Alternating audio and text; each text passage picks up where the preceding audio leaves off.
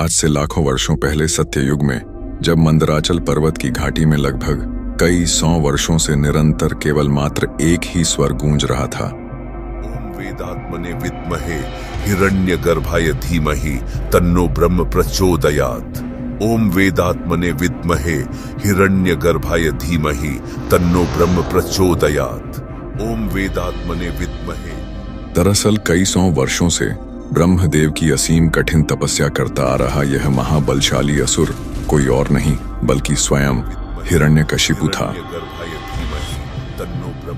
हिरण्यकशिपु के इस महाहट्ठी कठिन तपस्या को देख इंद्रदेव समेत सभी देवताओं को अपना भविष्य घोर अंधकार में डूबने की अनुभूति होने लगी,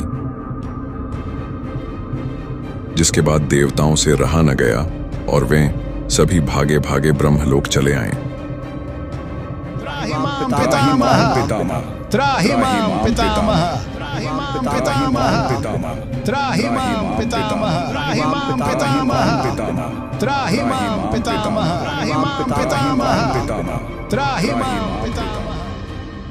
ब्रह्मलोक आते ही इंद्रदेव समेत सभी देवताओं ने ब्रह्मदेव को अपना अभिवादन देते हुए ब्रह्मदेव के सम्मुख अपनी चिंता व्यक्त करने लगे।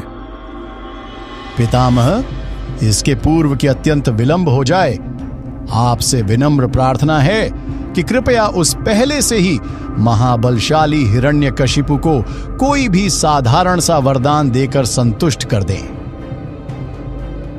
देवराज, कदाचित आप भूल रहे हैं कि हिरण्यकशिपु कई 100 वर्षों से अत्यंत कठोर तपस्या में लीन है। यह स्वयं मां प्रकृति का ही अटूट नियम है कि जैसी तपस्या वैसा ही फल। स्वयं ब्रह्मदेव के मुख से कठोर वचन सुनकर इंद्रदेव सहित समस्त देवगण व्याकुल हो उठे और सभी स्वर्ग लोक को प्रस्थान कर गए। और यहाँ पृथ्वी के मंदराचल पर्वत की घाटी में हिरण्यकशिपु ने बिना अपनी परवाह किए अत्यंत घोर तपस्या में लीन रहा। समय यूं ही बीतता चला गया और फिर एक दिन वो समय आ ही गया जब ब्रह्मदेव हिरण्यकशिपु के अति कठोर तपस्या से प्रसन्न होकर उसके सम्मुख प्रकट हुए और उससे अपना इच्छुक वरदान मांगने को कहने लगे। उठो वत्स, अपनी आंखें खोलो। हम तुम्हारे इस अति कठिन तपस्या से अति प्रसन्न हैं। ब्रह्मदेव, आपको सत सत प्रणाम। वत्स हिरण्यकशिपु, तुम जिस प्रकार की भी इच्छुक वरदान की कामना रखते हो, हमसे मांग सकते हो। ब्रह्मदेव के मुख से यह वाणी सुन हिरण्यकशिपु ने ब्रह्मदेव से सीधे अमर हो जाने का वर मांग लिया, जिसके प्रत्युत्तर में ब्रह्मदेव ने इसे प्रकृति के नियम के विरुद्ध बताते हुए किसी और प्रकार का अति कठिन व अति शक्तिशाली वरदान मांगने की सलाह दी। इतना सुनते ही हिरण्यकशिपु ने ब्रह्मदेव पे कटाक्ष करना शुरू कर दिया।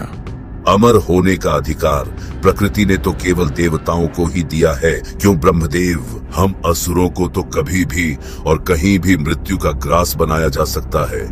हमें पता था कि आप हमें अमरता का वरदान कभी भी नहीं देने वाले, इसलिए हमने पहले से ही इसका विकल्प सोच रखा था, जिसे देने के लिए आप प्रतिबद्ध हैं। इतना कहकर हिरण्यकशिपु ने ब्रह्मदेव से ऐसा वरदान मांग लिया जिसे सुन स्वयं ब्रह्मदेव भी आश्चर्यचकित हो उठे। देवताओं ने तो जैसे अपना इंद्रासन अभी से ही खो दिया हो। दरअसल इस वरदान के दौरान हिरण्यकशिपु को न तो कोई देवता, यक्ष, राक्षस, मानव या पशु मार सकता। इसके अलावा वह न तो दिन में मरता और न ही रात में। उसे न किसी अस्त्र से मारा जा सकता और न ही किसी शस्त्र से। वह न धरती पर मरता और न ही आकाश में, और उसकी मृत्यु न तो घर के भीतर हो पाती और न ही घर के बाहर। तथास्तु। ब्रह्मदेव द्वारा वरदान प्राप्ति के पश्चात हिरण्यकशिपु अपने जीवन को लेकर पूरी तरह से सुनिश्चित हो चुका था। अब उसे अपने मृत्यु का भय न था। वह स्वयं को अजय अमर ही समझ बैठा था।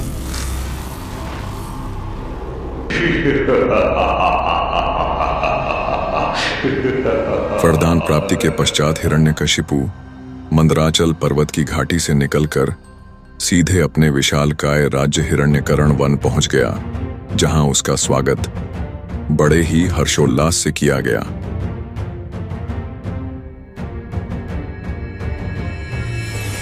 अपने सिंहासन में बैठने के पश्चात उसने अपने आसुरी सैनिकों को सबसे पहले तो अपने राज्य व राज्य के आसपास के क्षेत्रों में हो रहे विष्णु भगवान के पूजा पाठ को तत्काल ही प्रतिबंध करवाने का आदेश दे दिया। दरअसल उस समय काल से भी लगभग लाखों वर्षों पहले श्री विष्णु के वराह अवतार ने हिरण्यकशिपु के छोटे भ्राता हिरण्याक्ष को पृथ्वी को ब्रह्मांडीय महासागर में डुबो देने व समस्त देवताओं को मृत्यु का ग्रास बना देने के कुप्रयास के कारणवश मृत्यु के घाट उतार दिया था। और इसी कारणवश हिरण्यकशिपु श्री विष्णु का परम शत्रु बन चुका था। और यदि कोई इसका विरोध करे तो उससे निसंकोच वहीं मृत्यु के घाट उतार देना। हिरण्यकशिपु का आदेश पाते ही उसके आसुरी सैनिक राज्य व राज्य के बाहरी क्षेत्रों में अलग अलग दिशाओं में फैलकर संपूर्ण विष्णु भक्तों को विष्णु पूजा व भक्ति न करने की चेतावनी देने लगे, और जो इसका विरोध करने का साहस करते उन्हें हिरण्यकशिपु के आसुरी सैनिक मात्र एक झटके में मृत्यु के घाट उतार दिया करते। हिरण्यकशिपु के इस उद्दंडता से राज्य के समस्त विष्णु भक्त आतंकित हो चुके थे और कई तो मृत्यु के ग्रास भी बन चुके थे। समय बीतने के साथ साथ हिरण्यकशिपु और भी अधिक निर्दयी बनता गया। धीरे धीरे उसके अंदर विस्तारवाद की सोच पनपने लगी, जिसके बाद उसने पूरी पृथ्वी में अपना आधिपत्य स्थापित करने का मन बना लिया और साथ ही बिना विलंब किए उसने योजना बनाना भी आरंभ कर दिया। योजना बनते ही हिरण्यकशिपु ने अपने आसुरी सैनिकों को साथ में लिए सबसे पहले तो अपने पड़ोसी राज्यों के ऊपर प्रचंड रूप से टूट पड़ा। हिरण्यकशिपु जैसे महाबलशाली असुर को देख आसपास के समस्त राजाओं ने आपस में गठबंधन कर लिया। समस्त राजा मिलकर युद्ध के मैदान में हिरण्यकशिपु के विरुद्ध युद्ध लड़ने तो चले आए, परंतु वे ज्यादा समय तक युद्ध को संभाल न सकें। हिरण्यकशिपु उन सभी राजाओं पे अकेले ही भारी पड़ने लगा। हिरण्यकशिपु और उसके कुछ आसुरी योद्धाओं ने कुछ ही क्षण भर के भीतर समस्त राजाओं समेत उनके समस्त सैनिकों को मृत्यु के घाट उतार दिया और फिर उनके राज्य पर अपना आधिपत्य जमा लिया। अब इसके बाद हिरण्यकशिपु यहीं नहीं रुका, बल्कि उसने अपने विस्तारवाद को प्रचंड रूप से जोर देते हुए पृथ्वी के अलग अलग कोनों में फैलाना शुरू कर दिया। उसने अत्यंत ही कम समय काल के भीतर ही पृथ्वी के हर राज्यों, महाद्वीपों व कबीलों पर अपना आधिपत्य जमा लिया। उसके नाम मात्र से ही समस्त मनुष्य जाति थर्राने लगी थी। समस्त पृथ्वी पे अपना आधिपत्य स्थापित करने के पश्चात हिरण्यकशिपु ने अपनी दृष्टि पाताल लोक पे केंद्रित की, जहां की तमाम प्रकार के शक्तिशाली राक्षसों व असुरों का राज्य था। हिरण्यकशिपु ने पाताल लोक के समस्त असुरों के ऊपर आधिपत्य स्थापित करने से ठीक पहले एक असुर होने के नाते उनके पास अपने दूतों को भेजकर स्वयं को उन पाताल लोकी असुरों का राजा मनवाने पर दबाव बनाने लगा, जिसे अधिकतर पाताल लोकी असुरों ने हिरण्यकशिपु के प्रबल क्षमता व शक्ति को ध्यान में रखते हुए सहज ही स्वीकार कर लिया।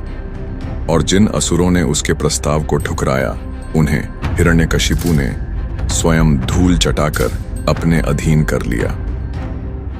समय बीतने के साथ साथ हिरण्यकशिपु अब पृथ्वी समेत समस्त पाताल लोकों का भी स्वामी बन चुका था, पर फिर भी उसकी विस्तारवाद की भूख अब तक शांत न हुई थी। अब उसकी दृष्टि स्वर्ग लोक तक जा पहुंची थी। साथ ही उसे अपने भ्राता हिरण्याक्ष के अपूर्ण कार्य को भी पूर्ण करना था, जिसके लिए उसने अपने सेनापति व प्रमुख आसुरी योद्धाओं के साथ एक सर्वोत्तम युद्ध रणनीति बनाई और सही समय देख अपनी आसुरी सेना लिए अपने तीव्र शक्ति का उपयोग करते हुए उसने राज्य के भीतर ही स्वर्ग लोक जाने का ऊर्जावान प्रवेश द्वार खोल दिया।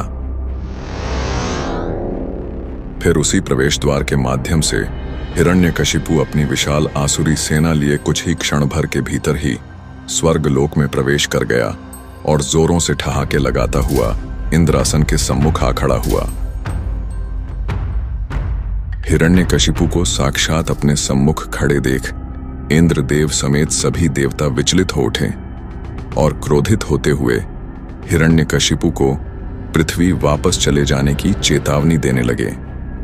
परंतु हिरण्यकशिपु देवताओं के सम्मुख खड़ा हुआ मात्र ठहाके ही लगाए जा रहा था और देखते ही देखते उसके अनेकों आसुरी योद्धा स्वर्ग पे पांव जमा चुके थे। यह दृश्य देख इंद्रदेव समझ चुके थे कि अब युद्ध होना तो निश्चित ही संभव है, जिसके बाद युद्ध का बिगुल बजा और समस्त आसुरी और देवसेना आपस में एक दूसरे के ऊपर टूट पड़े और यहाँ इंद्रदेव, अग्निदेव एवं सूर्यदेव समेत समस्त देवता मिलकर हिरण्यकशिपु और उसके प्रमुख योद्धाओं को प्रचंड रूप से बराबरी का टक्कर दे रहे थे। देवता अपने विस्फोटक शक्तियों का उपयोग हिरण्यकशिपु समेत उसके समस्त प्रमुख आसुरी योद्धाओं पर खुलकर करने लगे, जिसमें कि हिरण्यकशिपु के समस्त प्रमुख योद्धा एक के बाद एक ढेर होते चले गए और यहाँ उसकी आसुरी सेना भी देवसेना के सम्मुख शक्तिहीन होती हुई दिख रही थी। यह मरण संहार का दृश्य देख हिरण्यकशिपु के क्रोध का ठिकाना न रहा, जिसके बाद हिरण्यकशिपु ने अपने शारीरिक बल के साथ साथ अपने प्रचंड शक्तियों का भी सदुपयोग कर अकेले ही समस्त देवताओं के ऊपर टूट पड़ा। उसने अकेले ही अपने लगातार प्रचंड शक्ति प्रहार से इंद्रदेव समेत सभी देवताओं को मारते मारते लगभग अचेत ही कर दिया। हिरण्यकशिपु का यह भयंकर रूप देख देवता भय से थड़-थड़ कांपने लगे और इससे पहले कि हिरण्यकशिपु सभी देवताओं को बंदी बनाता, सभी देव भयभीत होते हुए स्वर्ग से अंतर्धान हो गए।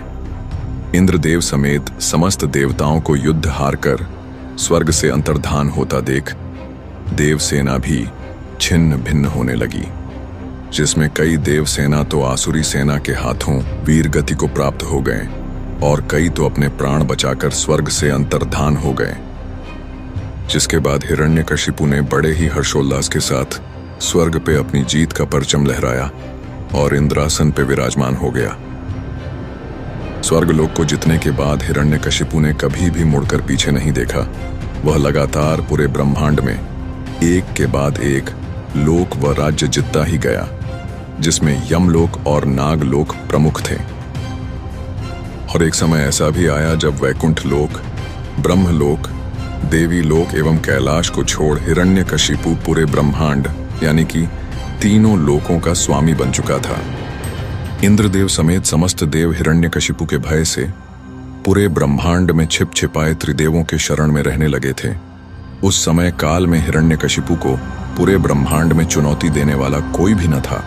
समय यूं ही बीतता गया और फिर एक दिन वह अत्यंत ही दुर्लभ क्षण आया जब हिरण्यकशिपु की पत्नी कयाधु ने एक दिव्य शिशु को जन्म दिया और उस दिव्य शिशु का नाम प्रहलाद रखा गया। प्रहलाद को लेकर हिरण्यकशिपु अत्यंत ही प्रसन्न था। वह अपने पुत्र प्रहलाद को भी स्वयं की ही भांति त्रिलोकी असुर राज बनाना चाहता था। फिर कुछ वर्षों में ही कयाधु ने और भी 3 पुत्रों को जन्म दिया, जिनका नाम अनुहलाद, सहल्लाद एवं हल्लाद रखा गया और तब तक हिरण्यकशिपु का ज्येष्ठ पुत्र प्रहलाद किशोरावस्था में पहुंच चुका था। प्रहलाद अपने चेतनावस्था से ही भगवान विष्णु से अत्यंत ही प्रभावित होकर उनका परम भक्त बन चुका था। भगवान विष्णु से भक्त प्रहलाद का एक अटूट संबंध बन चुका था, जो कि आम संबंधों से परे था। भक्त प्रहलाद अपने गुरुकुल में शिक्षा प्राप्त करने के साथ ही साथ दिन रात श्री विष्णु की उपासना भी किया करते। समय बीतने के साथ साथ उनकी शिक्षा पूर्ण हुई, जिसके बाद उनके गुरु प्रहलाद को लिए हिरण्यकरण वन राज्य लौटे और हिरण्यकशिपु के सम्मुख प्रस्तुत हुए। उस समय हिरण्यकशिपु मदिरा पान में डूबा हुआ था। वह अपने पुत्र प्रहलाद को देख अत्यंत प्रसन्न भी हुआ, जिसके बाद प्रहलाद ने अपने पिता के चरणों में झुककर प्रणाम किया। वत्स, अब तक तुमने अपने अध्ययन में निरंतर तत्पर रहकर जो शिक्षा प्राप्त की है, उसकी सारभूत व्याख्या हमें सुनाओ। जिसके बाद प्रहलाद अपनी शिक्षा की व्याख्या बताने से पूर्व श्री विष्णु को सादर प्रणाम करने लगा। प्रहलाद के मुख से श्री विष्णु का नाम सुनते ही हिरण्यकशिपु के नेत्र क्रोधपूर्वक लाल हो उठे और वह प्रहलाद के गुरु को भयंकर दृष्टि से क्रोधपूर्वक घूरने लगा। रे दुर्बुद्धि ब्राह्मणाधम, ये तूने मेरी पीठ पीछे मेरे बालक को ऐसी क्या शिक्षा दे दी कि वह मेरे ही सम्मुख मेरे परम शत्रु विष्णु का नाम लिए जा रहा है। दैत्यराज, कृपया कर आप क्रोधित न हो। दरअसल प्रहलाद मेरी सिखाई हुई बातें नहीं कह रहा। यह तो हमें भी नहीं पता कि उसने यह सब सीखा कहां। जिसके बाद हिरण्यकशिपु ने अपने पुत्र प्रहलाद से उसकी इस शिक्षा प्राप्ति का कारण पूछा, जिसके प्रत्युत्तर में भक्त प्रहलाद ने समस्त जीव के हृदय में बसे श्री विष्णु को जगत का उपदेशक बताया।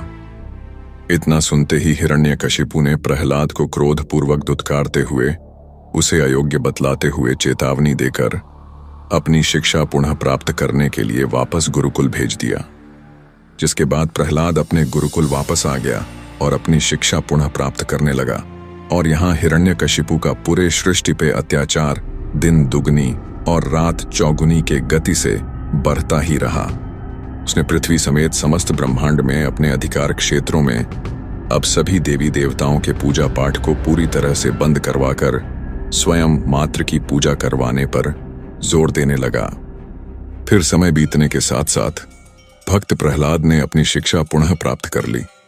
जिसके बाद हिरण्यकशिपु का बुलावा आने पर समस्त गुरुमंडल भक्त प्रहलाद को लिए वापस से हिरण्यकर्ण वन पहुंच गए और फिर से हिरण्यकशिपु के समक्ष प्रस्तुत हुए। तो पुत्र, आज कोई गाथा सुनाओ जिनसे यह संपूर्ण सृष्टि, समस्त प्रधान तत्व और समस्त चराचर जगत उत्पन्न हुआ है।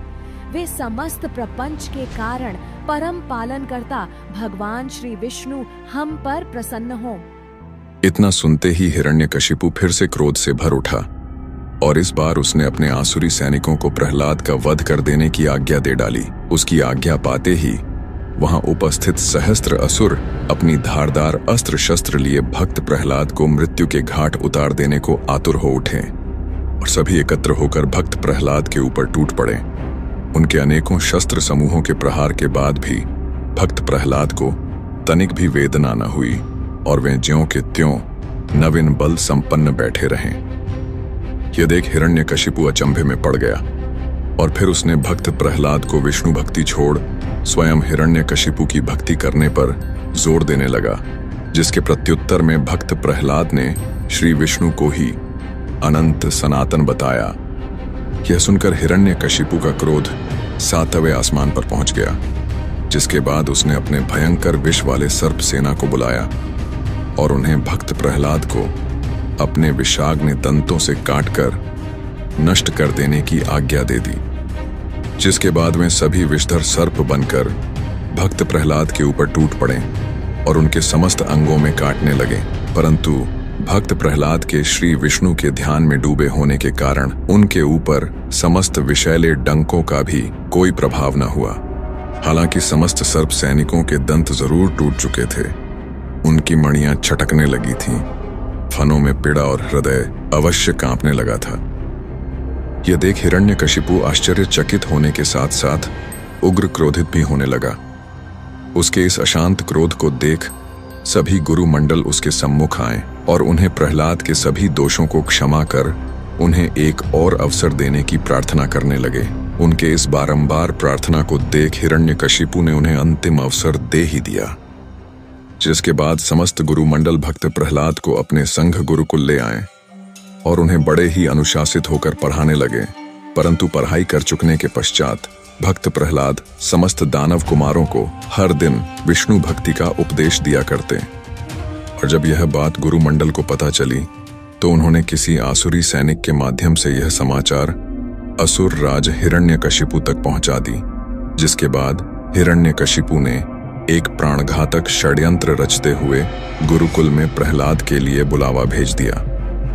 असल में हिरण्यकशिपु ने अपने रसोइयों को आदेश दिया कि वे प्रहलाद के भोजन में हलाहल विष मिला दें और फिर वही विषाक्त भोजन उसके सम्मुख परोसें।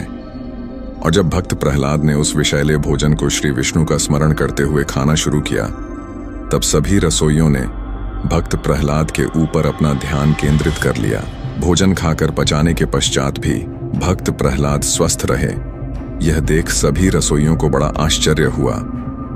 फिर वे सभी अत्यंत ही भयभीत होकर हिरण्यकशिपु के सम्मुख प्रस्तुत होकर सारी घटना बताने लगे। यह सुन हिरण्यकशिपु का क्रोध भक्त प्रहलाद के ऊपर बढ़ता ही गया, जिसके बाद उसने गुरुमंडल के पुरोहितों को कृत्या उत्पन्न कर प्रहलाद को नष्ट करने की आज्ञा दे दी।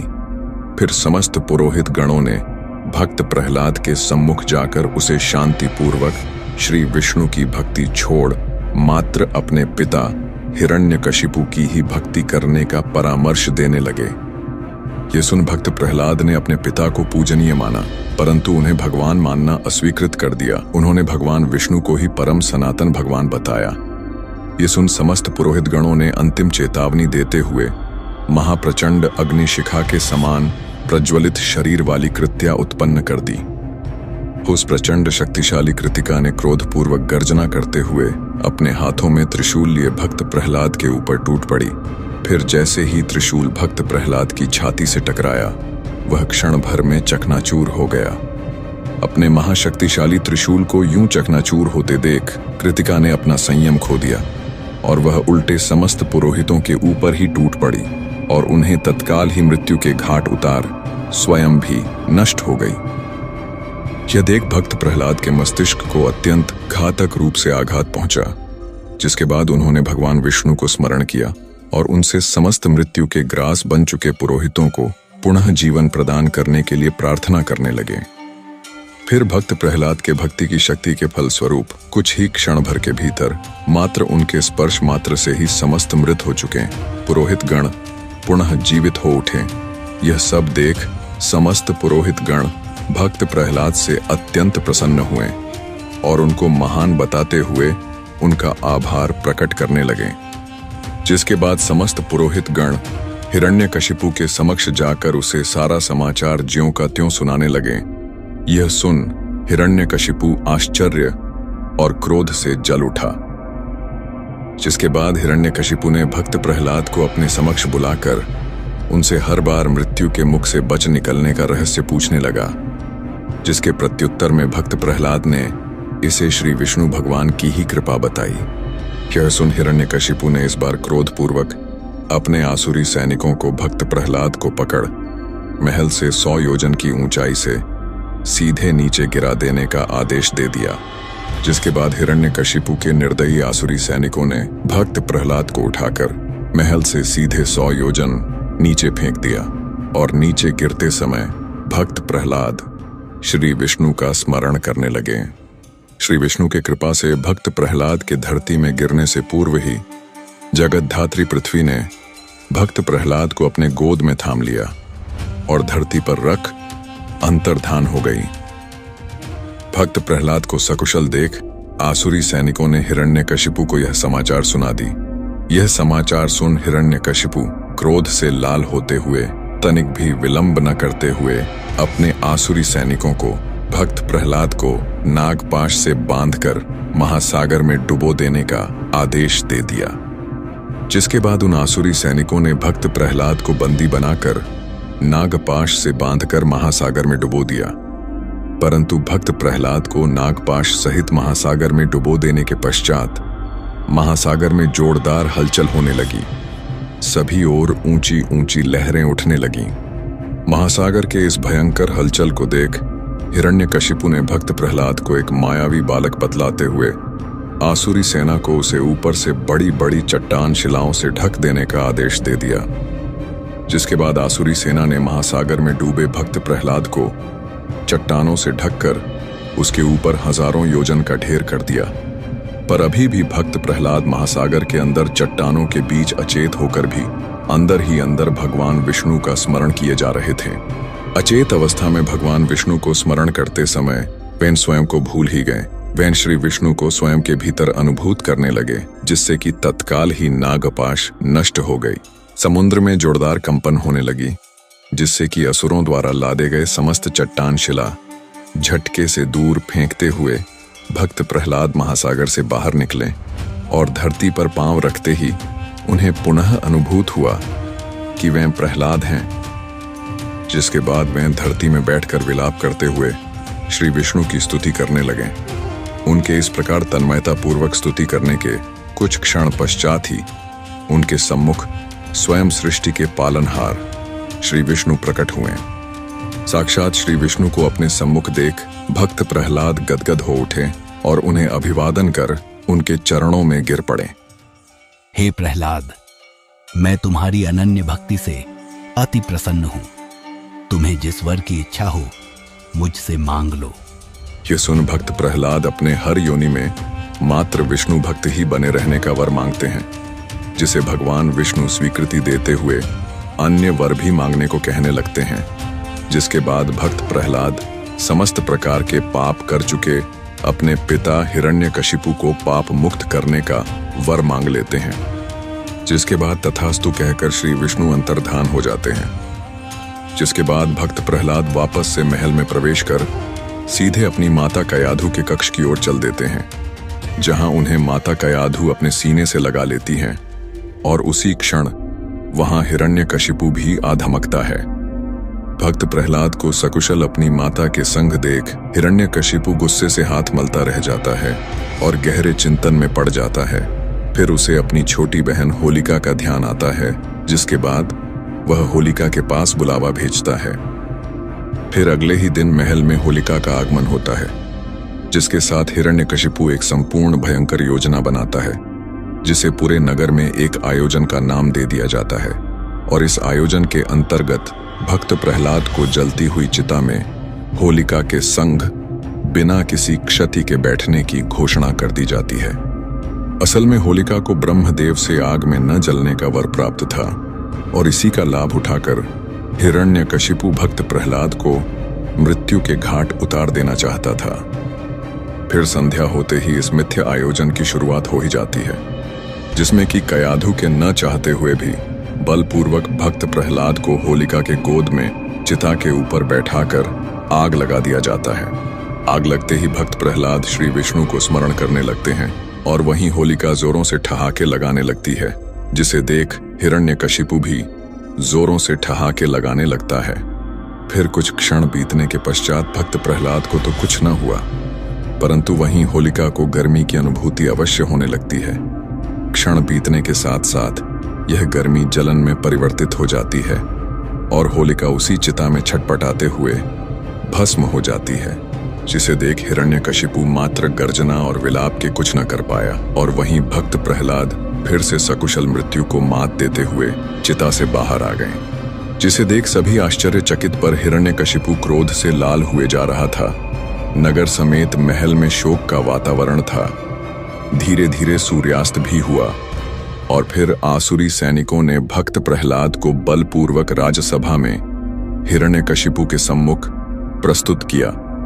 भक्त प्रहलाद को अपने सम्मुख देख हिरण्यकशिपु अपने अति क्रोध और घमंड से भरे स्वर में भक्त प्रहलाद को असुर जाति के नाम पर एक कलंक मात्र बताने लगा और स्वयं को असल भगवान, साथ ही श्री विष्णु समेत समस्त देवी देवताओं को शक्तिहीन बताते हुए स्वयं मात्र को बताया शक्तिमान। मैं स्वयं सूर्य, मैं स्वयं चंद्र, मैं स्वयं वायु, मैं ही स्वयं काल, पूरे सृष्टि में मुझसा न कोई भगवान। इतना कहते हुए हिरण्यकशिपु ने स्वयं मात्र को ही भगवान मनवाने के लिए भक्त प्रहलाद पे जोर देने लगा, जिसे कि भक्त प्रहलाद ने गलत बताते हुए मात्र भगवान विष्णु को ही सत्य बताया। यह सुन हिरण्यकशिपु ने क्रोध में आते हुए भक्त प्रहलाद के सीने में जोरों से लात मारी, जिससे कि भक्त प्रहलाद जोरों से छिटकते हुए दूर जा गिरे और अधमरी अवस्था में पहुंच गए। कहाँ गया तेरा भगवान? बुला अपने भगवान विष्णु को, बचा सकता है तो आकर बचा ले तेरा प्राण। जिसके बाद भक्त प्रहलाद ने भगवान विष्णु को हर जगह विराजमान होने की बात कही, यहाँ तक कि महल के हर खंबे में भी। यह सुन हिरण्यकशिपु महल के खंभों को अपनी गदा प्रहार से पागलों की भांति चकनाचूर करने लगा। यूं ही खंभों को चकनाचूर करते हुए वह एक और खंबे में अपनी गदा प्रहार कर देता है, परंतु वह खंबा चकनाचूर न होकर ज्यों का त्यों रह जाता है, जिसे देख हिरण्यकशिपु आश्चर्य में पड़ जाता है। जिसके बाद वह क्रोध में आकर उस खंबे में अनेकों प्रहार करता है, परंतु वह खंबा ज्यों का त्यों ही रह जाता है। फिर कुछ क्षण के बाद वह खंबा अपने आप धीरे धीरे फटने लगता है। फिर वह खंबा अचानक अति तीव्र गति से फट पड़ता है, जिसके धमाके से हिरण्यकशिपु अति दूर जा गिरता है।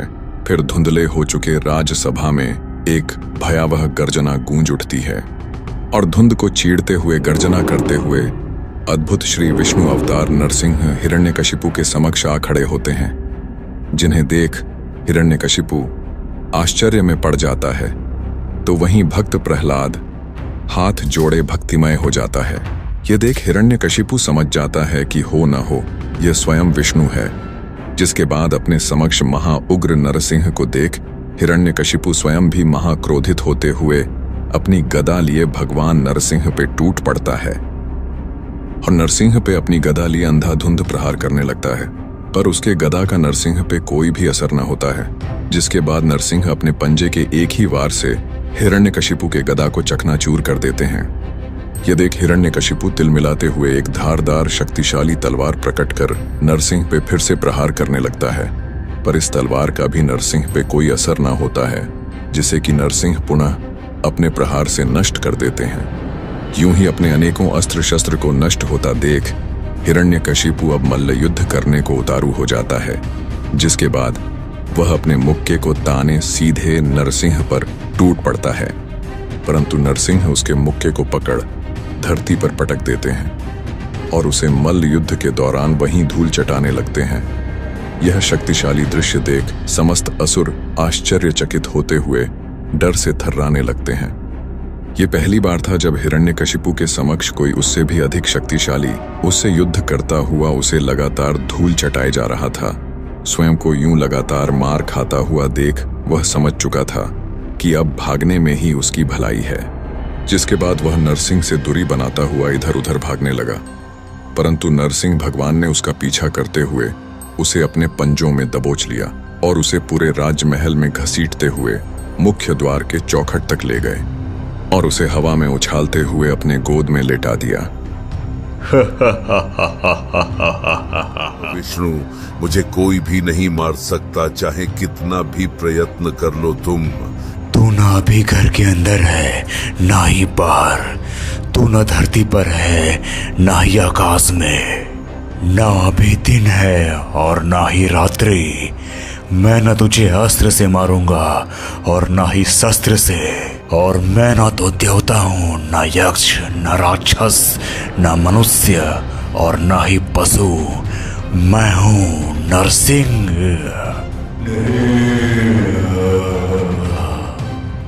इतना कह नरसिंह सीधे अपने धारदार पंजों से हिरण्यकशिपु के उदर को बीच से चीरने लगे, जिससे कि हिरण्यकशिपु के प्राण पखेरु वहीं उखड़ गए और वो वहीं भगवान नरसिंह के हाथों मृत्यु को प्राप्त हो गया। यह देख भक्त प्रहलाद को अपने पिता की मृत्यु का अत्यंत ही शोक हुआ, परंतु इसे उन्होंने श्री विष्णु की इच्छा मात्र समझते हुए भगवान नरसिंह के समक्ष हाथ जोड़े बैठे रहे। अपने असुर राज्य को यूं छटपटाकर मृत्यु के घाट उतरता देख समस्त आसुरी सेना हिरण्यकरण वन राज्य को छोड़ पाताल लोक की ओर भागने लगी और हिरण्यकशिपु के कुछ प्रमुख आसुरी सैनिकों ने यह भयंकर दृश्य देख अपना नियंत्रण खोते हुए नरसिंह पर हमला बोल दिया, जिसके बाद नरसिंह ने अपने प्रलयनकारी प्रहार से समस्त उग्र आसुरी सैनिकों को मिट्टी में मिलाते गए। समस्त सृष्टि को हिरण्यकशिपु के चंगुल से मुक्त होता देख इंद्रदेव समेत समस्त देवता अत्यंत ही प्रसन्न हुए, पर उनकी यह प्रसन्नता चिंता में तब परिवर्तित हो गई जब नरसिंह समस्त उग्र हो चुके संपूर्ण आसुरी सेना को मृत्यु के घाट उतार देने के पश्चात भी शांत न हुए। असल में हिरण्यकशिपु जैसे महाप्रलयनकारी असुर समेत उसके समस्त प्रमुख असुरों को मारते मारते नरसिंह का क्रोध इतना उग्र हो चुका था कि वह अब शांत होने की जगह बढ़ता ही जा रहा था और अब वे पूरी तरह से अपने नियंत्रण से बाहर हो चुके थे, जो कि संपूर्ण सृष्टि के विनाश का कारण बनने वाला था।